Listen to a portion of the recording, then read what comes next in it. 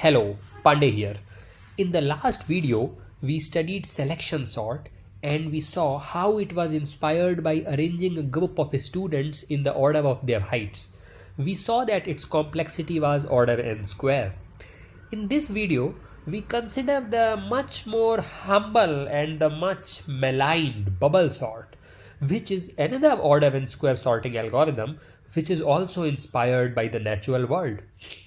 Suppose you take a bunch of gases of varying densities which do not react with each other and put them in a jar and let them be. In this diagram, lighter shades of grey denote the lighter gases and darker shades denote the heavier gases. What do you think will happen?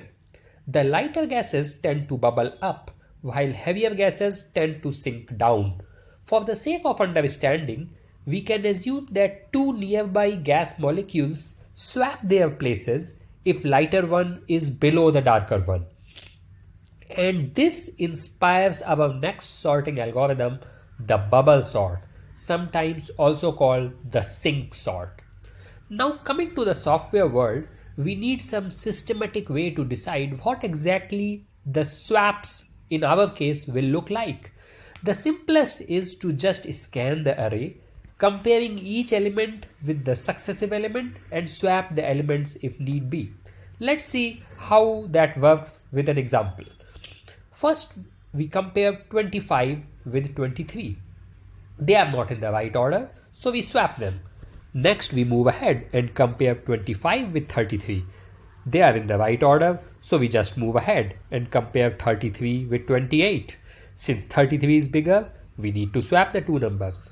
We keep doing this till we reach the end of the array. Note that after one pass, the largest element 33 is at the rightmost slot, which is its correct slot. What happens if we repeat this process once more? Again, keep on comparing and swapping and we have the second largest element on its right place. In the third pass, we get one more element in the right place. After some time, we realize that the array is sorted. So let's get down to writing the code for it. For each pass, we have a loop from j equal to 0 to j equal to n minus 2, and in each iteration of the loop, we compare the jth element with the j plus 1th element. If the jth element is larger than j plus 1th element, we swap the two elements. How many times do we need to repeat this? Well, in each pass, one element bubbles to its correct position. So in n-1 passes, n-1 elements will be at their right positions and the nth element will be at the first position, which of course is its correct position. So we need to do n-1 passes. So that's the basic bubble sort. We can do a quick improvement to it.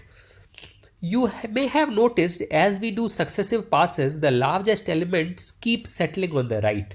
So in the first pass for I equal to 0, we need to do n-1 comparisons.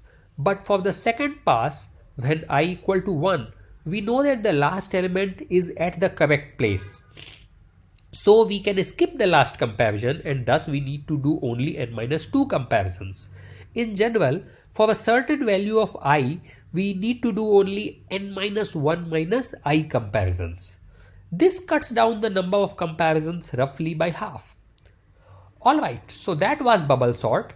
Now let's find out its time complexity. That is quite a straightforward task. The inner if statement is the one which executes maximum number of times because it is inside the double loop.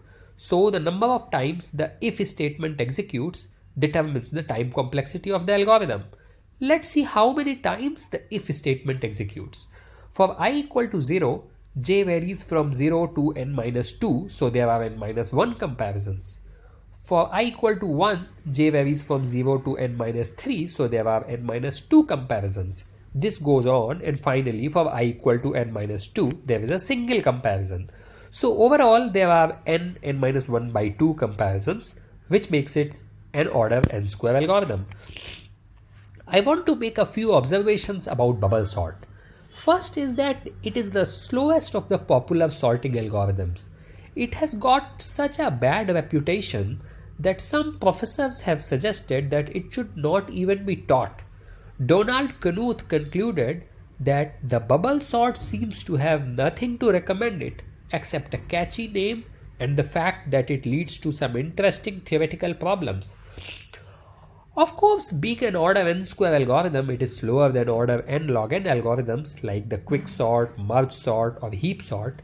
But why is it slower than order n square algorithms like selection sort or insertion sort? The reason is that bubble sort is quite heavy on swaps. Let us see how. The number of swaps in the bubble sort is order n square, since in the worst case, you need to do the swap for each iteration of the if condition.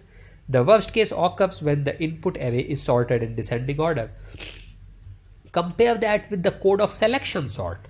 Here the number of times if condition executes is still order n square, but the number of swaps is only order n because there is only one swap for every execution of the outer loop.